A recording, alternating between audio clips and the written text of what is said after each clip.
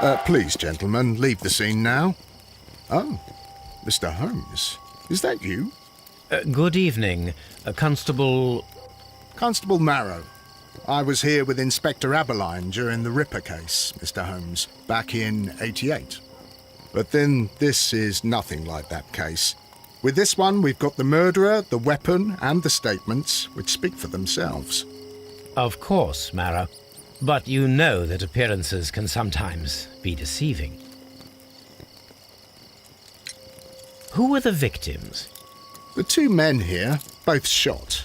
The stab fellow was Brian Vercotti, a well-known ruffian. The other, Kenneth Butler, a jeweller by trade. You spoke of statements. You have witnesses? Well, I was there, so I gave my own statement. And then there were two other witnesses who said they saw the killer Chapman. Mr. Turner, a gentleman who lives in that flat over there, and Polly Powell, a flower seller who was over at the far side of the street. So, Constable Marrow, I should be delighted to hear your testimony. I was standing at the north side of Half Moon Street. That was the side that you came from. But you would have been unable to observe this part of the street, where we are standing now. That is correct. But I saw the two victims slowly enter Half Moon Street, and then shortly after, the fireworks started. A few minutes after that, the fellow Chapman rushed towards me and ran into Half Moon Street.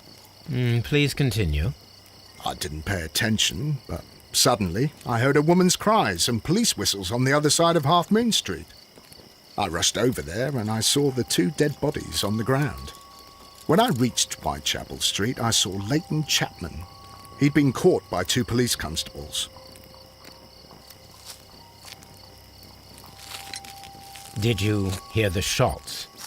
I didn't hear any shots. The fireworks were all over the sky. They were so loud I couldn't hear anything else. What were the fireworks in honour of, Constable? Well, today's Queen Victoria's birthday, Mr. Holmes. Yes, I appear to have lost track of the days. It is May now, of course. Constable Marrow, what else caught your attention while you were running through Half Moon Street? I saw nothing but rats, and I took the time to light every corner with my lamp. Did you happen to look up at Mr. Turner's window when you were on Half Moon Street at that time? Yes, I saw that the window was open, but no one was there. It was dark in the room. Constable, your statements have been of great value to me. Good evening, Mr. Turner. I heard Constable Marrow reply to you as Mr. Holmes. Are you that detective gentleman? I've heard of you. And well, I know things about this evening. Excellent. Might we hear your story? Could you tell us everything that you may have seen or heard? I was already in bed when the fireworks started. A few moments after, I clearly heard two gunshots from outside. Please continue. I quickly got up and I grabbed the lamp from my nightstand and I rushed towards the window. I looked down and I saw two bodies.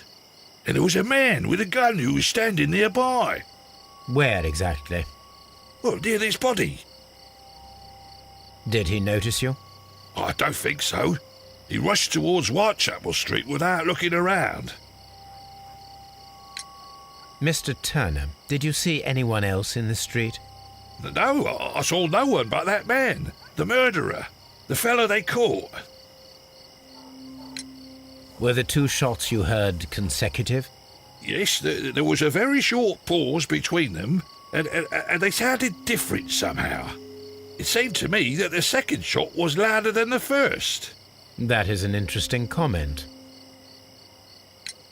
Mr. Turner, what were your actions after you stepped up to the window?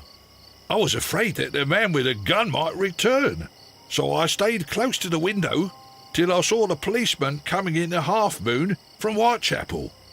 Then I walked out to tell them everything I saw.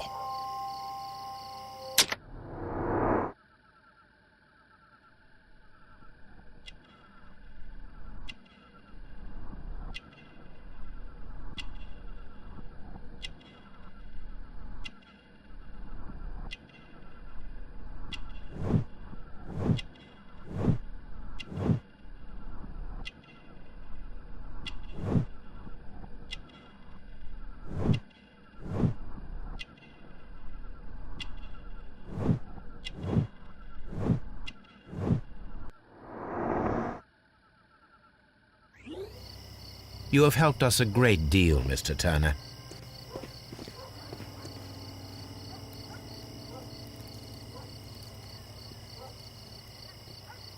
The bullet struck his head. This man didn't stand a chance.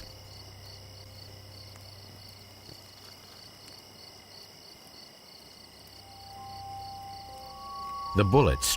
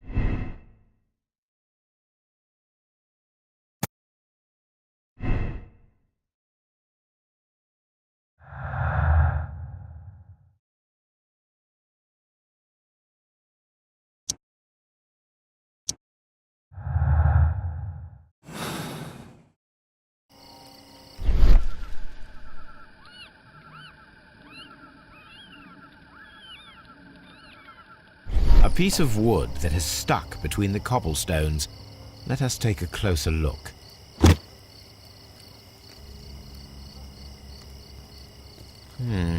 This shard of wood is quite new.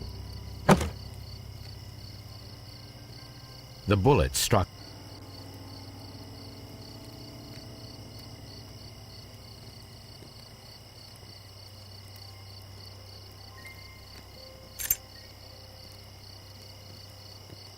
This is an ordinary key. I wonder what kind of door it opens.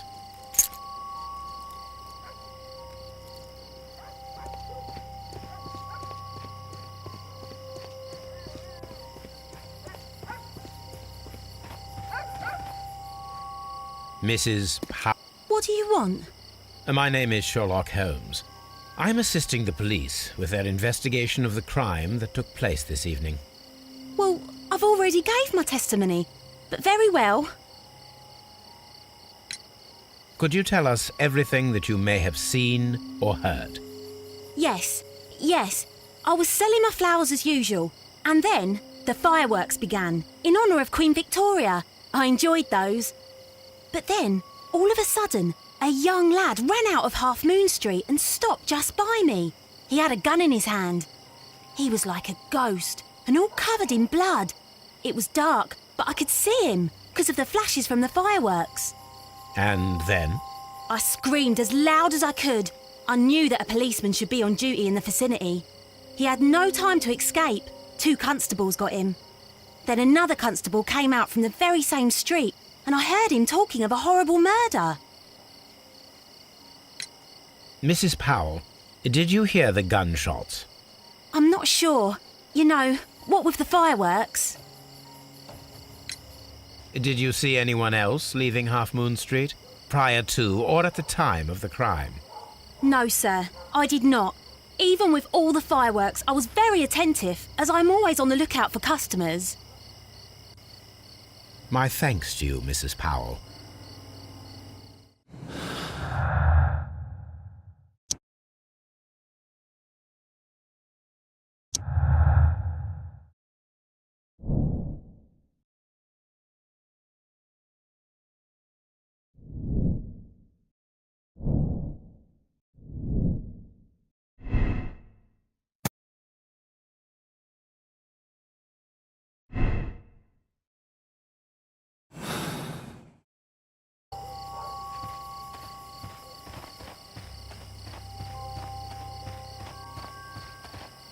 Locked.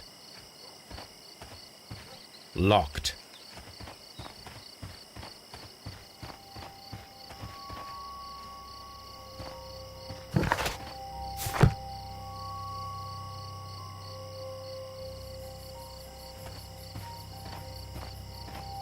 Locked.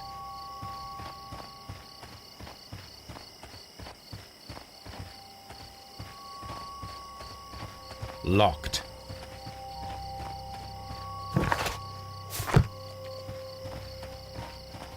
Locked.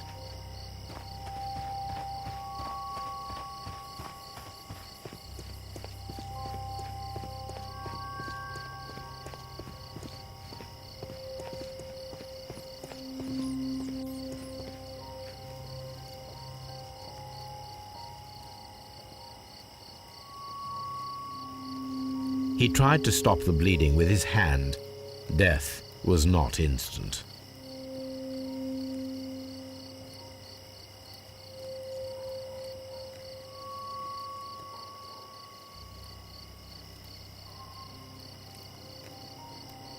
Brian Vercotti suffered greatly.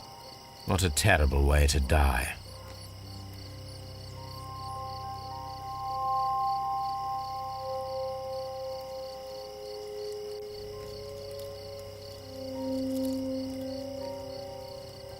The bullet penetrated his stomach, a dreadful wound.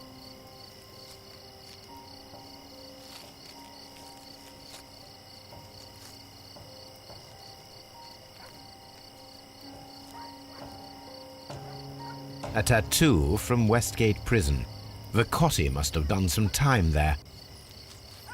Brian Vercotti and Leighton Chapman both have identical Westgate Prison tattoos. They were most likely acquainted.